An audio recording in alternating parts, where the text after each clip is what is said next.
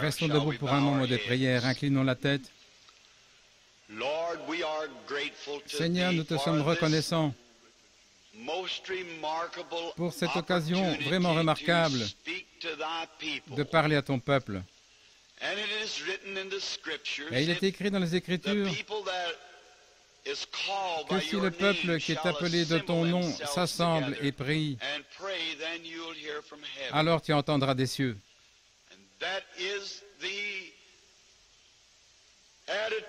Et c'est dans cette attitude que nous venons maintenant au Seigneur. Si nous nous sommes rassemblés ici, c'est pour que tu nous reçoives et que tu pardonnes nos péchés et nos offenses contre toi. Que tu conditionnes nos vies de sorte qu'il n'y ait aucune bonne chose qui nous soit refusée, que ton esprit ne nous donnerait gratuitement, car nous savons que tu as préparé ces choses pour qu'elles nous soient données. Bénis les paroles qui ont été prononcées, les cantiques qui ont été chantés, ainsi que le message de notre loyal frère. Et nous te prions de continuer à être avec nous et de nous venir en aide ce soir pour le service de guérison. Puisses-tu, comme nous prions, puisses-tu être ici pour répondre aux prières en guérissant les malades et les affligés. Et avant tout, sauve les perdus, Père, car nous le demandons au nom de Jésus. Amen. Vous pouvez vous asseoir.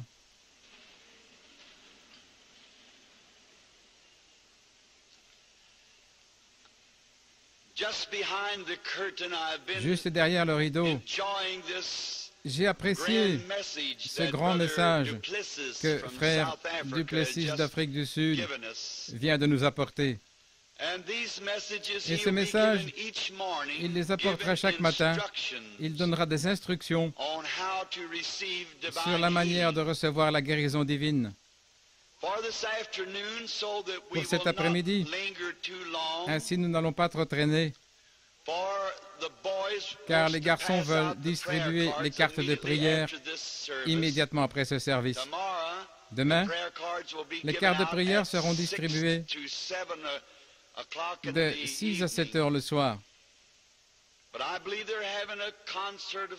Mais je crois qu'on a ce soir une sorte de concert ici au temple. Il prendra ce laps de temps. Les cartes seront donc distribuées immédiatement après ce service.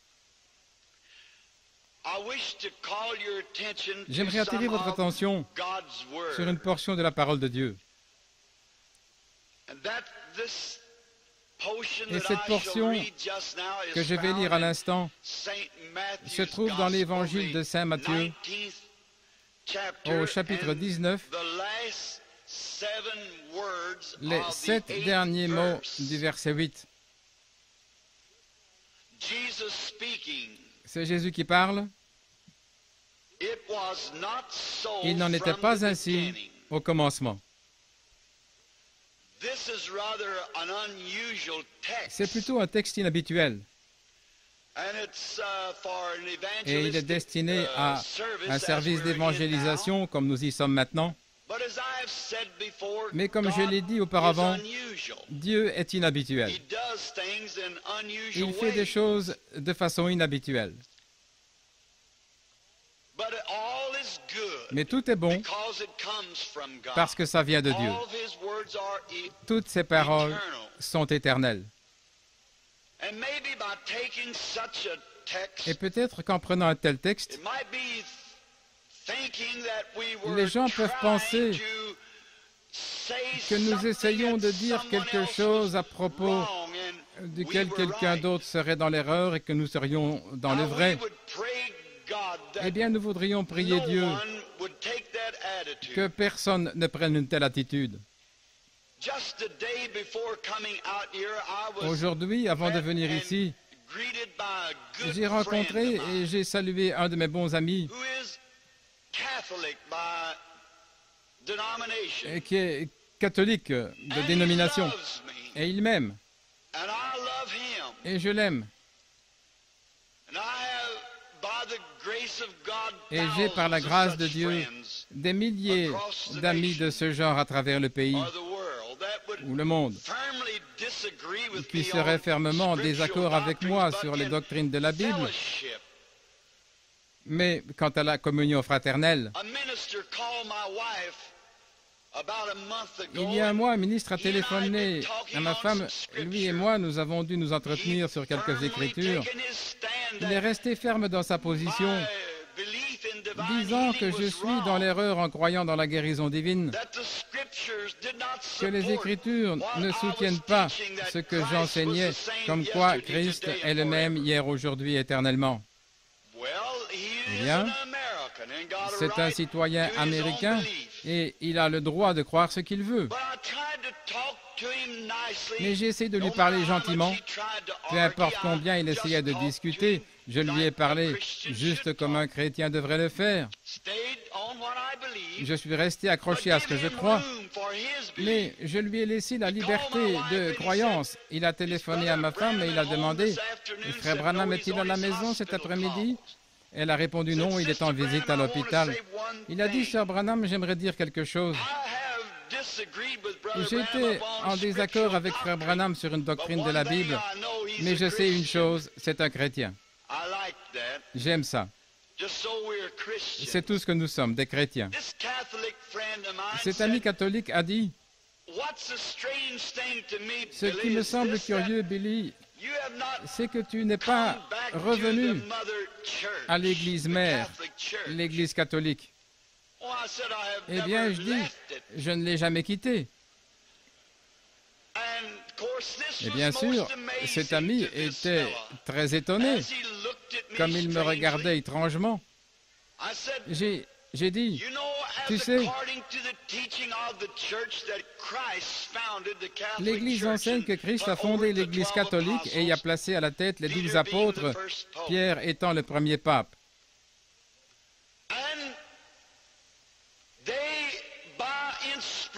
Et par inspiration, ils ont écrit la Bible. Et la Bible est l'histoire de l'Église catholique primitive. Et ensuite, l'Église déclare qu'elle a le pouvoir de changer ses règles toutes les fois qu'elle le veut, ou qu'elle juge bon de le faire. J'ai dit, c'est pour cela que je crois la Bible telle qu'elle est écrite. Et c'était la doctrine de la première Église catholique. Donc, je suis un catholique à l'ancienne mode. Je crois en sa première doctrine. Parce que dans la dernière partie de son livre, dans la dernière partie, c'était Jésus-Christ. J'ai lu que le fondateur a dit, si quelqu'un retranche une seule parole ou y ajoute une seule, il lui sera retranché de même du livre de vie. Par conséquent, je suis un catholique à l'ancienne mode, comme l'était la première Église catholique, si la Bible avait été écrite par la première Église catholique. Jésus, quand il est venu sur la terre, il a trouvé, comme il trouverait aujourd'hui, des enseignants des Écritures, enseignant des choses qui n'étaient pas vraies d'après la parole inspirée. Il parlait à propos du divorce, tel que, comme vous voyez, la première partie des Écritures l'enseignait. Et eux disaient qu'ils avaient un commandement selon lequel la femme pouvait être répudiée pour n'importe quel motif. Jésus a dit, Moïse a fait cela à cause de la dureté de votre cœur, mais il n'en était pas ainsi au commencement. Nous devons retourner en arrière et découvrir ce qu'est la fondation. Et ensuite, si nous pouvons atteindre la fondation, alors nous pouvons construire sur une fondation solide. Et aucun bâtiment n'est plus fort que sa fondation. Parce que tous les bâtiments reposent sur cette fondation. Chaque pilier, chaque fenêtre et tout le bâtiment repose sur cette fondation. Et quand Dieu a dit une chose, c'est la fondation la plus solide sur laquelle nous pouvons nous reposer. La foi ne peut s'appuyer sur autre chose. La foi ne peut pas trouver son lieu de repos sur du sable mouvant, des idées des gens. Mais elle se tient éternellement sur le roc immuable de la parole éternelle de Dieu. Nous pouvons nous reposer là-dessus si Dieu l'a dit. Ça devrait régler la question. Mais nous voyons que c'est dans le cœur de l'homme de pervertir quelque chose ou de vouloir paraître plus moderne. Mais rien ne peut être plus à jour que ce que Dieu a dit. À ce sujet, j'éprouve les mêmes sentiments que ce vieux noir-là dans le sud. Il portait la Bible et ils lui ont dit, « Mose, pourquoi portes-tu cette Bible ?» Il disait, « Tu ne peux même pas lire un seul mot. Et pourquoi portes-tu cette Bible sous ton bras ?» Et le vieil homme disait ceci, « Je la porte, patron, parce que je la crois. Et je la crois tellement que je la crois de la couverture à la couverture, et même la couverture, car sur la couverture il est écrit la Sainte Bible. » Il a dit, « Je préférerais plutôt me tenir sur cette Bible à l'heure de ma mort que me tenir au ciel. »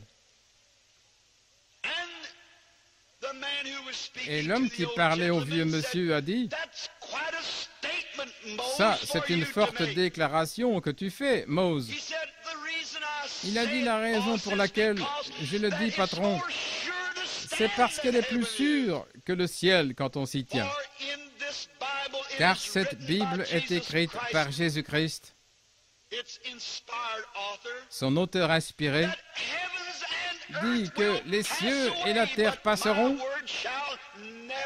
mais ma parole ne passera jamais. » Je pense que nous avons tous les mêmes sentiments. Laissez la parole de Dieu telle qu'il a écrite, pas d'interprétation particulière. Elle parle pour elle-même, quand personne ne l'a polluée. Lisez-la, croyez-la. Certains de ces versets peuvent sembler étranges, mais Dieu, quelquefois, travaille de façon mystérieuse pour accomplir ses prodiges. Nous devons la croire. Nous voyons qu'au jour de notre Seigneur,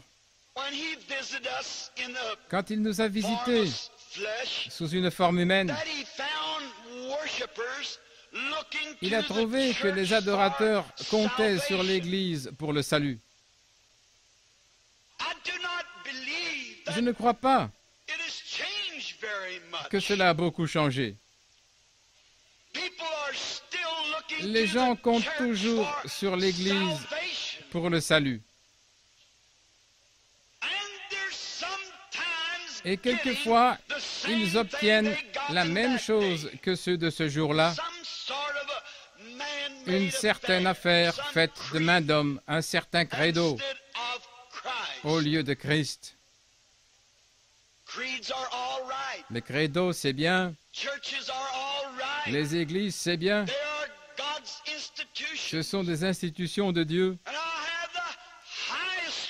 Et j'ai un grand respect pour n'importe quelle église, peu importe sa dénomination, qui est établie sur le nom du Seigneur Jésus pour faire passer les gens du péché à la justice.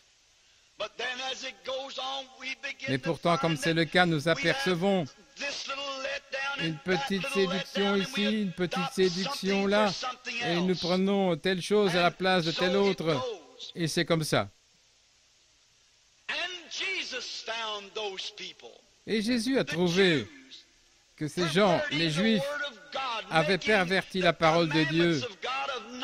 Ils rendaient les commandements de Dieu sans effet. Il a dit, vous, à cause de vos traditions, vous avez pris la parole de Dieu et l'avez pervertie en lui faisant dire quelque chose qu'elle ne dit pas.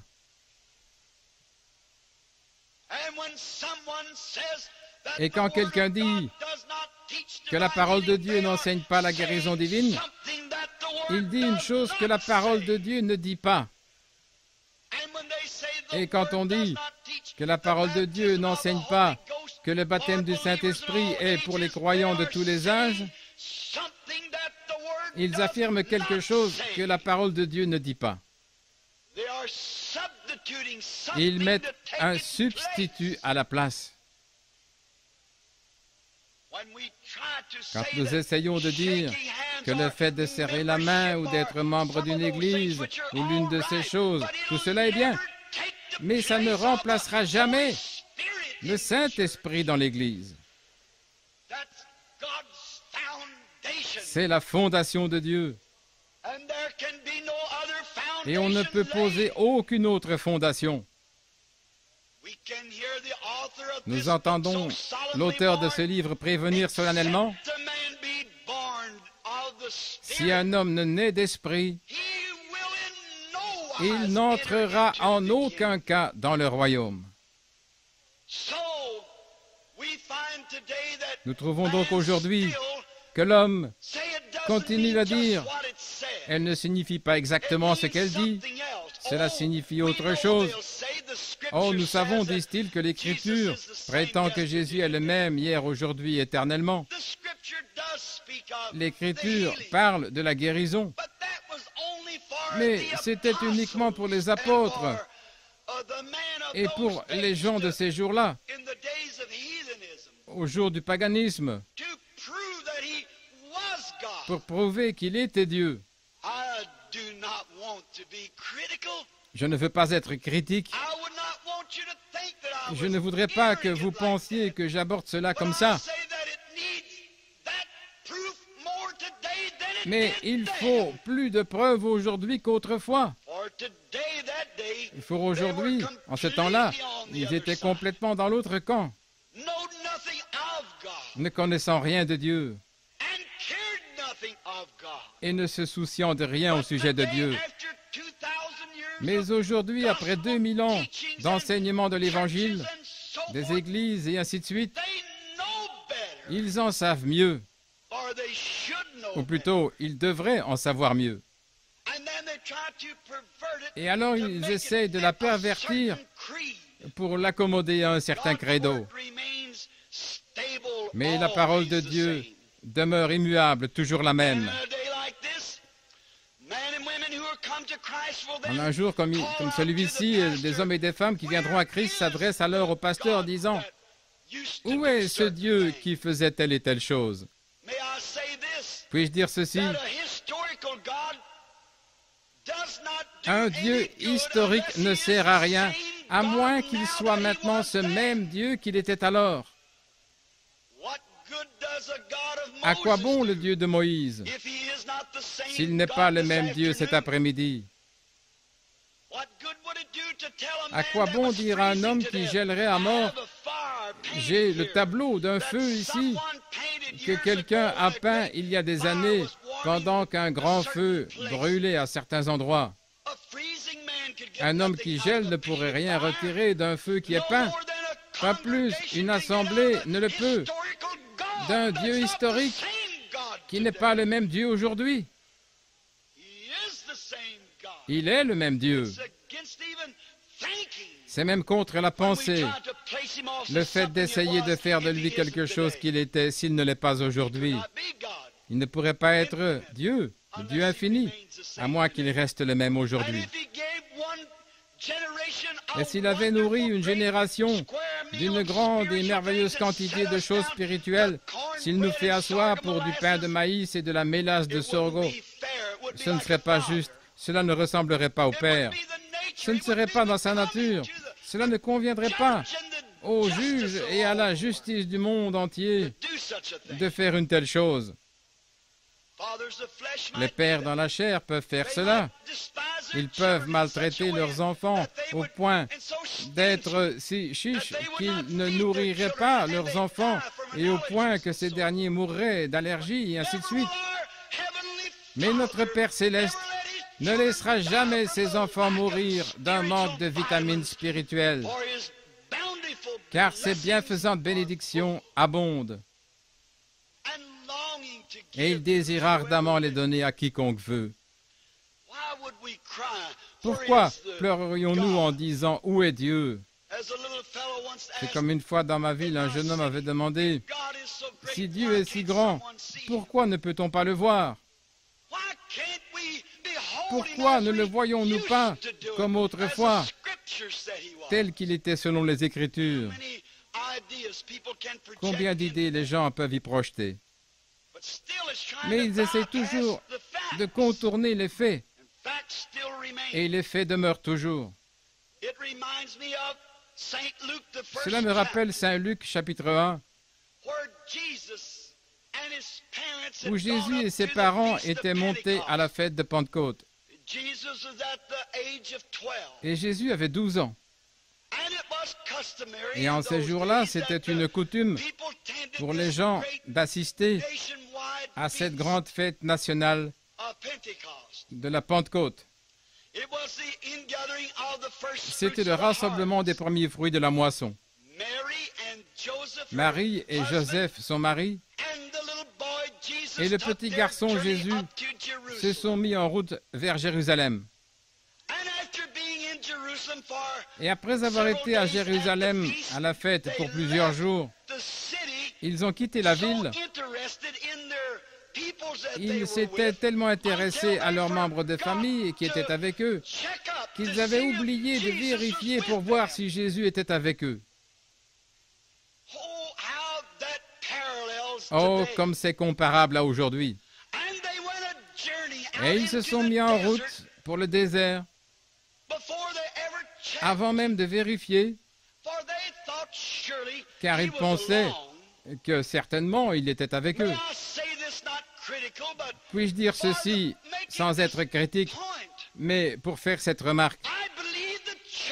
Je crois que l'Église a fait cela.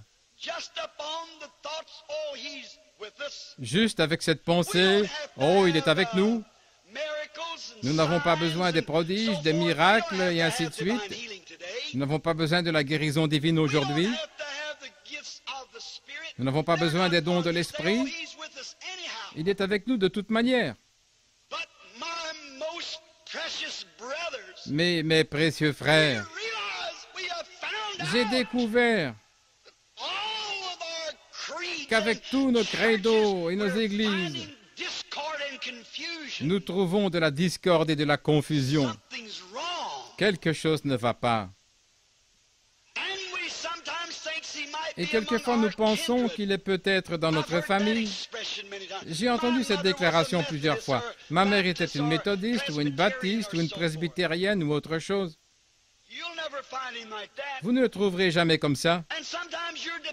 Et quelquefois vous dépendez de votre mère qui a eu une expérience avec Dieu pour que cela fasse expiation pour vous. Ce doit être votre propre foi personnelle en Dieu. Vous ne le trouvez pas comme ça. Donc ils sont allés de pasteur en pasteur, d'église en église, comme nous le dirions, en des termes modernes. Et ils ne pouvaient le trouver nulle part.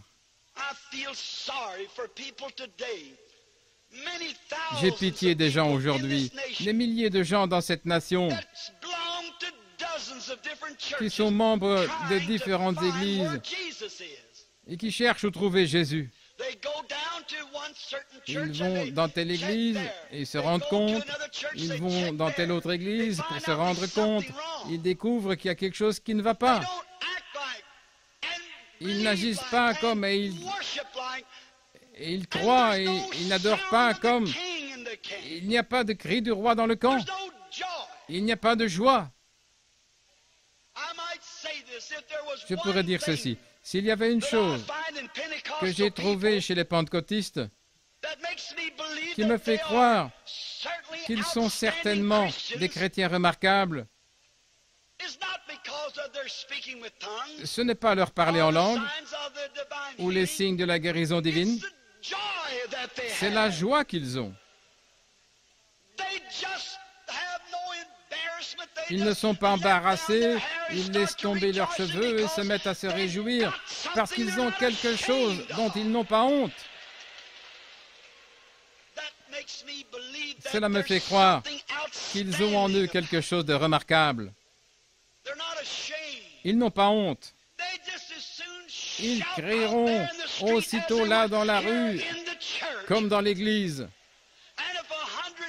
Et si une centaine de gens se moquent d'eux, cela ne les arrêterait pas du tout. Ils continueront à crier de joie. Voyez-les dans les champs de mission. Ils sont presque affamés à mort. Je les ai vus sans chaussures aux pieds, vivant avec environ 30 cents par semaine, prêchant l'Évangile. Frères, ils sont tout aussi heureux que vous qui êtes venus à l'église dans une limousine. Ils sont heureux, car ils ont trouvé quelque chose qui signifie plus qu'un credo, ou une dénomination, ou une affiliation à une église. Ils ont trouvé ce qu'il faut pour apporter la joie. Et un chrétien devrait être heureux. Il a prié pour que notre joie soit parfaite. Il y a quelque chose à ce sujet qui est réel. Eh bien, si nous avons perdu cette joie, si nous avons perdu ces choses, et que nous ne pouvons pas les trouver parmi les nôtres, nous ne pouvons pas les trouver, alors il y a une chose à faire, c'est de retourner là où nous l'avons laissé. L'Église devrait retourner au commencement là où ils l'ont laissé. Et c'est exactement ce que Marie et Joseph ont fait. Ils avaient laissé Jésus à la fête de la Pentecôte. C'est là que Marie et Joseph ont laissé Jésus. Maintenant, je dis ceci avec toute considération et respect. C'est là que les catholiques et les protestants ont laissé Jésus. À la fête de Pentecôte. Vous ne pouvez pas le trouver dans les credos et les dénominations. Les credos et les dénominations devraient retourner au commencement. Quand Jésus était sur la terre, il a dit, « Je suis le cep, et vous êtes les sarments. » Et quand le cep apparaît, les sarments sortent du cep. Et le premier sarment sort. Le deuxième sarment ressemble parfaitement au premier. Le troisième sarment ressemble au premier. Et jusqu'au bout du cep, tous les sarments se ressemblent. L'un ne sort pas avec des feuilles de vigne, et l'autre avec des feuilles de papayer, et un autre avec des feuilles de chêne, et un autre encore avec des feuilles de palmier. S'il commence avec une feuille de vigne, il se termine avec une feuille de vigne. Et si la première Église était un produit de ce cep, Jésus-Christ, et a écrit un livre des actes à partir de cela, le deuxième sarment devra être identique au premier. Sinon, il a été greffé dans quelque chose qui a une vie différente. Je suis le cep. Vous êtes les sarments. Si le premier sarment avait produit la joie, l'amour, la loyauté, les dons de l'esprit, le fait de chasser les mauvais esprits, le baptême d'eau par immersion, et si nous, aujourd'hui, nous ne trouvons pas tout ceci dans l'Église, l'Église ne tire pas sa vie de ce cep. Car l'Église aujourd'hui, nous les baptistes, méthodistes, pentecôtistes et que sais-je encore, si notre Église, s'ils ne peuvent pas écrire un livre des actes, alors elle est dans la fausse vigne. Il y a quelque chose qui ne va pas.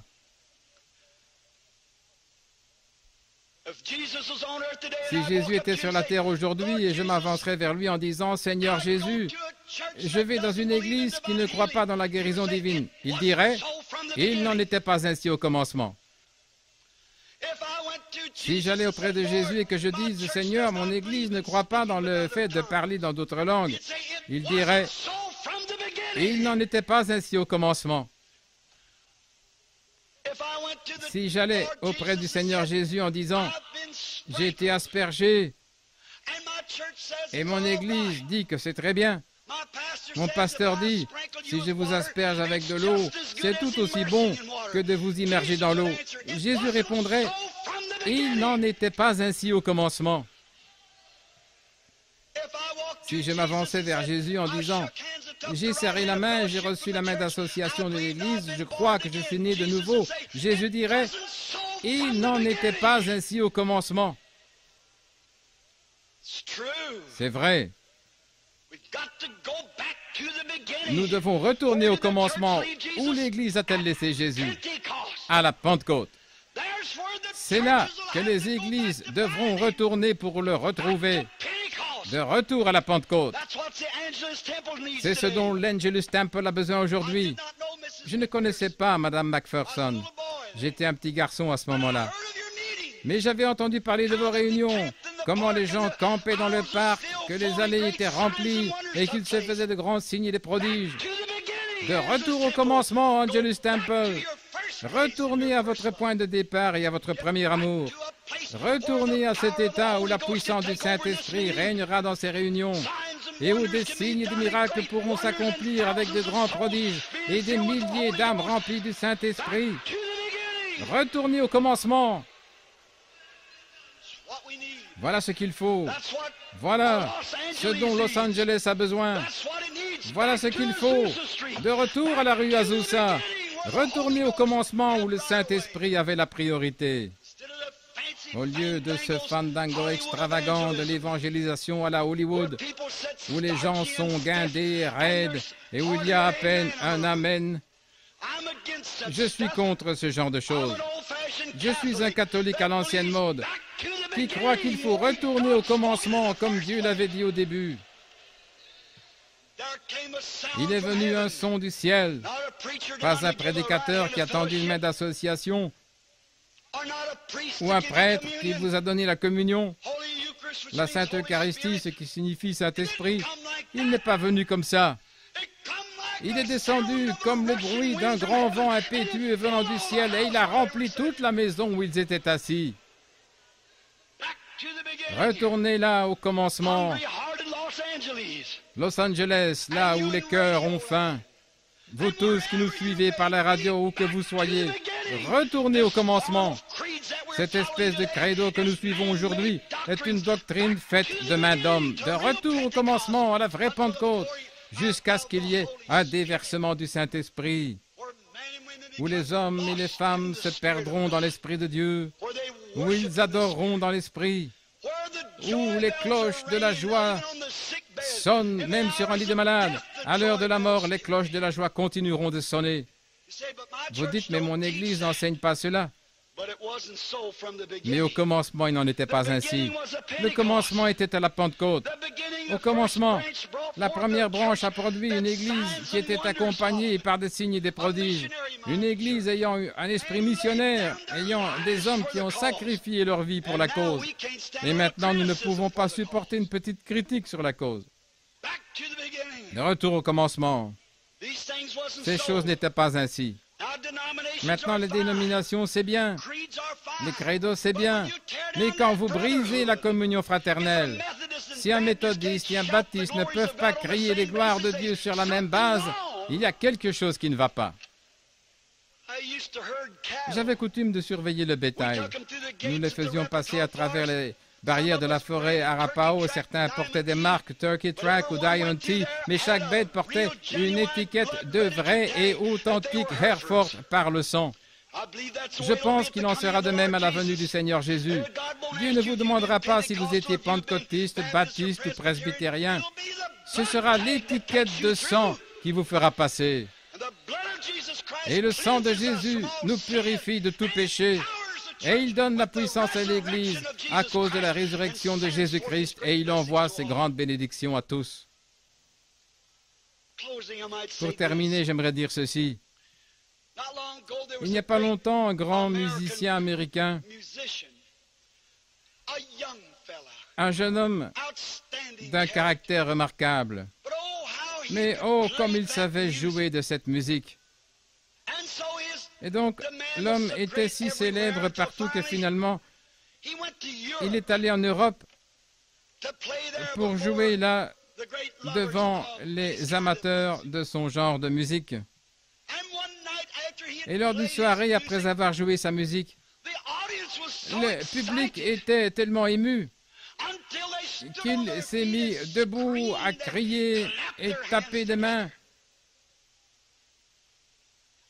Et ils se sont attendus à ce que le jeune homme sorte et fasse une courbette en guise d'appréciation des applaudissements du public.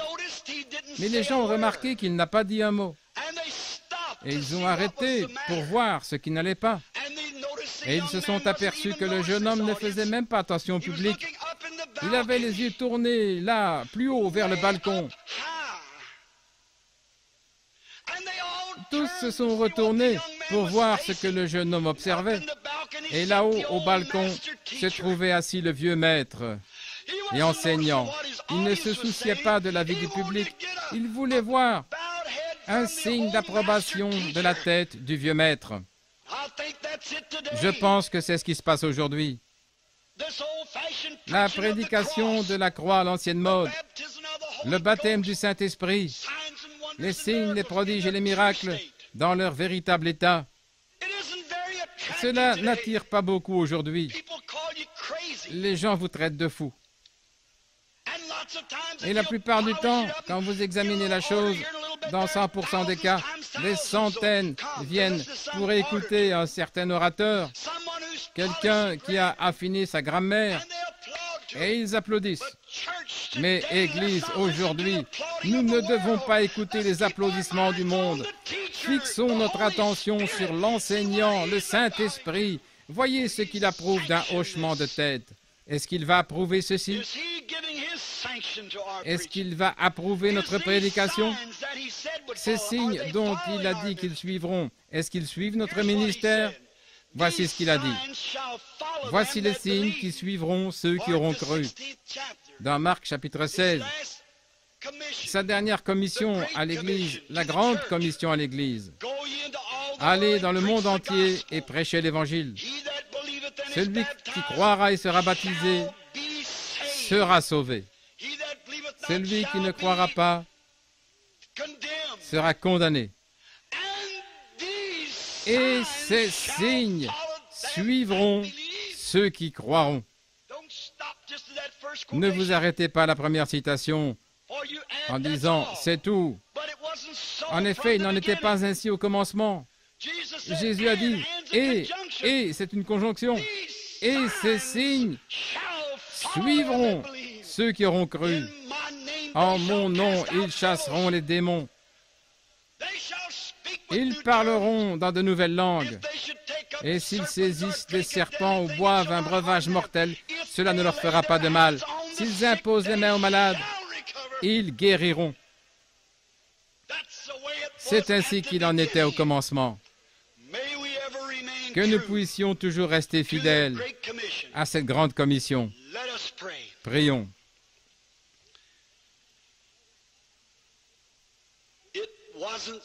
Et il n'en était pas ainsi au commencement. Qu'un homme serre la main à un autre et s'appeler chrétien sur cette base. Il n'en était pas ainsi au commencement de se joindre à une église ou réciter un certain credo pour s'appeler chrétien. Il n'en était pas ainsi au commencement. Et si c'est tout ce que vous avez fait, mon cher ami, et que vous vous trouviez ici aujourd'hui, ou peut-être que vous n'ayez même pas fait ceci, ainsi que vous qui nous suivez par la radio, je le dis encore, l'heure est venue où Dieu doit parler. L'ennemi vient comme un fleuve. La Bible enseigne que l'Esprit de Dieu élèvera un étendard contre lui. Si vous aimeriez être inclus dans cette prière, dites, « Oh Dieu, ramène-moi à une expérience comme au jour de la Pentecôte. » Voudriez-vous lever vos mains dans cette audience visible? Que le Seigneur vous bénisse. Littéralement, des centaines de mains se lèvent. Et vous à la radio, si vous aimeriez être inclus dans cette prière, levez la main, vous qui écoutez par la radio, et que Dieu vous donne une expérience comme au jour de la Pentecôte. Tenons-nous debout dans cet auditoire visible, avec nos mains vers Dieu, et dites, « Oh Dieu, ramène-moi au commencement. Ramène-moi à une expérience comme au jour de la Pentecôte, où le feu sacré de Dieu condamne le péché et consume toutes les scories, et où les femmes et les hommes deviennent de nouvelles créatures avec les cœurs en feu. » Que Dieu réponde à notre prière alors que nous prions. Seigneur, je remets entre tes mains ces quelques paroles hachées. Quand tu étais ici sur la terre, tu as trouvé des choses qui n'étaient pas selon les Écritures. Et tu as dit catégoriquement aux gens qui n'en étaient pas ainsi au commencement.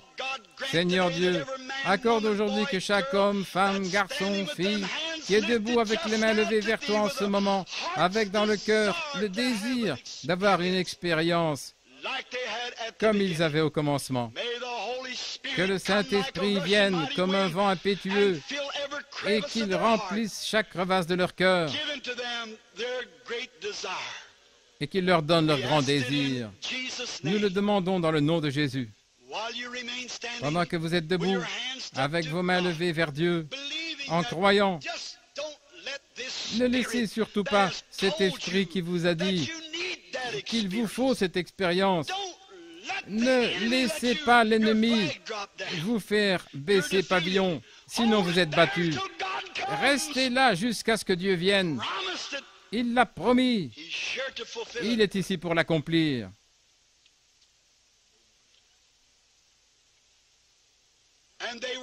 Et ils étaient tous ensemble dans un même lieu. Tout à coup, il vint du ciel